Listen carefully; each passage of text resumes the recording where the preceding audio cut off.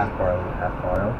Or if you want to go in that direction, Frika is basically farro, but it's been what's so my advice to someone that's cooking a big dinner like that at the harvest time, so don't give up the meat. It's basically processed with I'm not fire, saying to not cook turkey. What I'm saying is if you have green bean casserole, don't put bacon in it or something like that.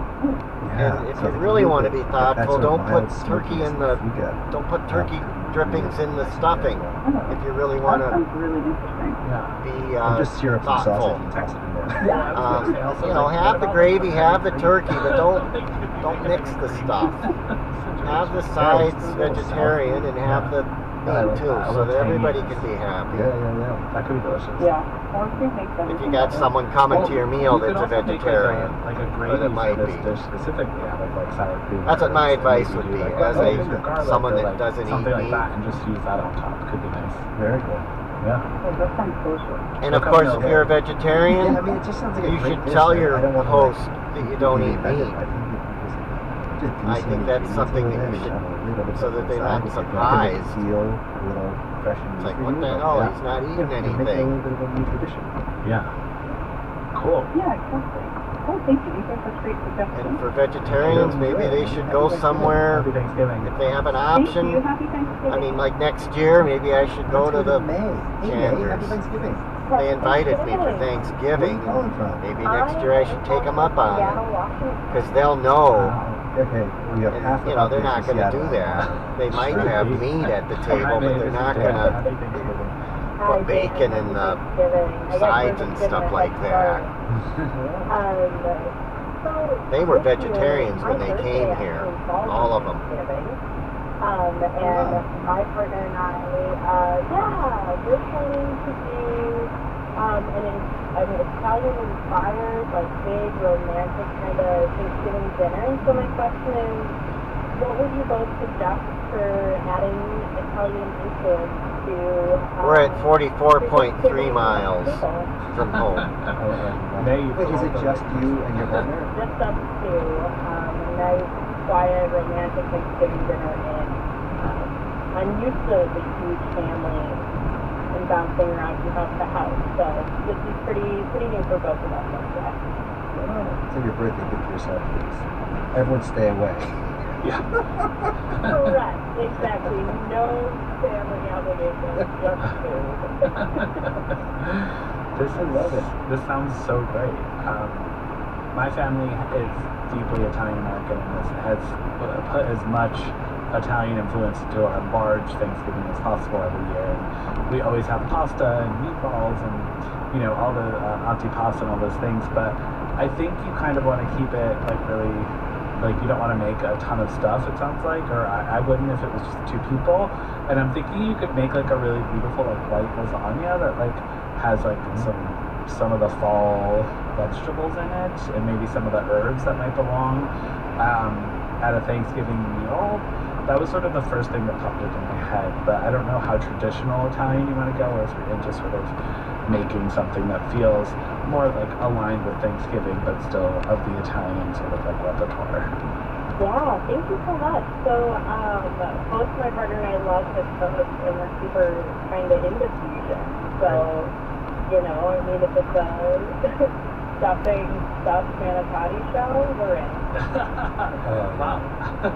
that would be wild.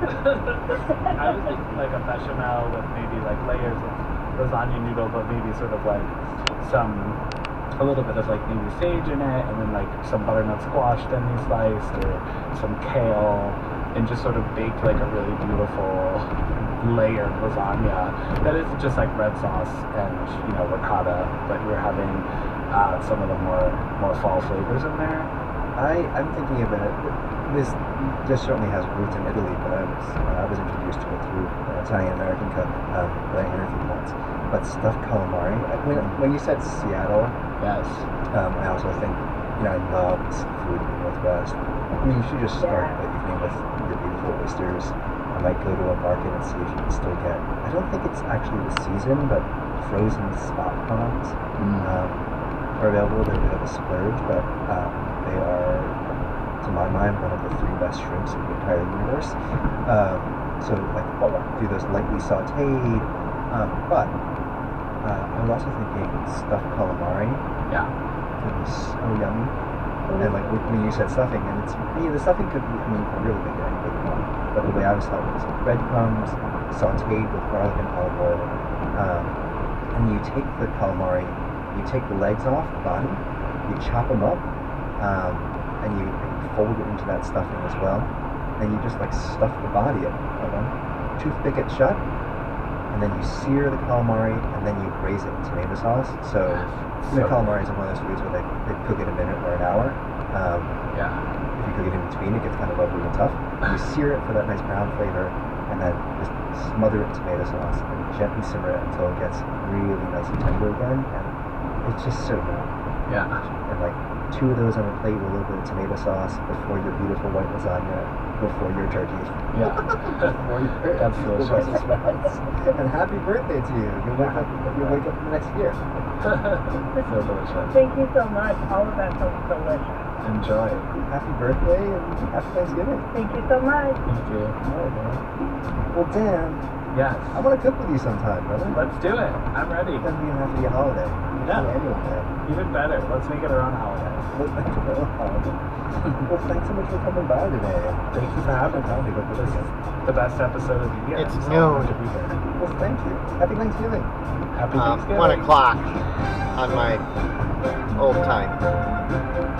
Dan Pelosi is the author of the new best-selling cookbook, Let's Eat.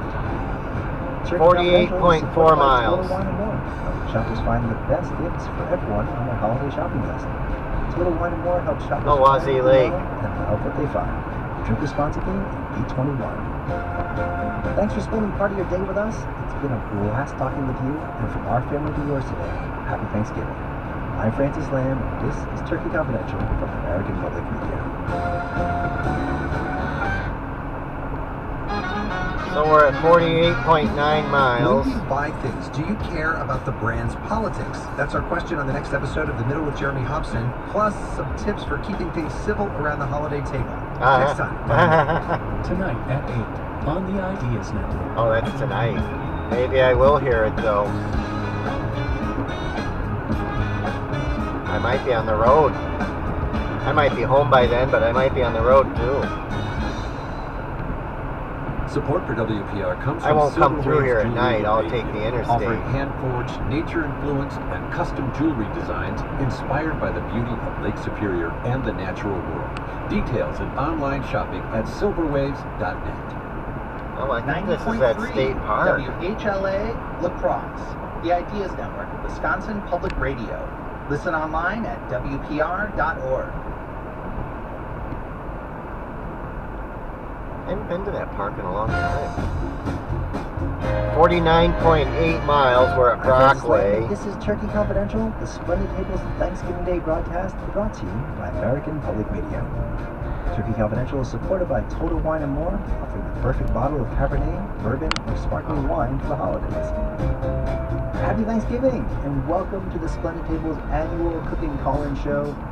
Oh, there's 27. It's me, it's fantastic guests, and it's your cooking questions for the cookingest day of the year. And let's get right to it. Our next guest is a dear, dear, dear friend. We've known each other forever, really since before either of us really started in food. And she has become just one of the most beloved cookbook authors I can think of.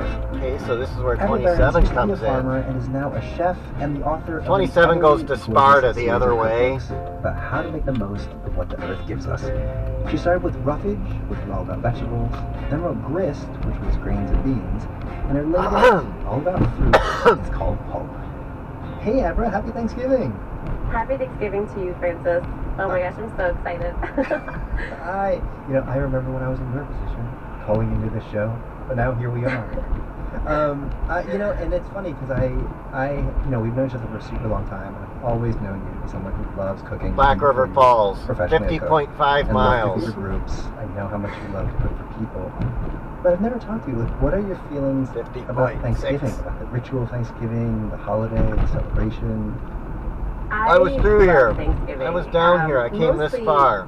because, you know, it's like a whole, you can stretch it out Once, into the I whole drove day. down Like, here yes, once. there's the big meal, but there's just all the lead up to it. 12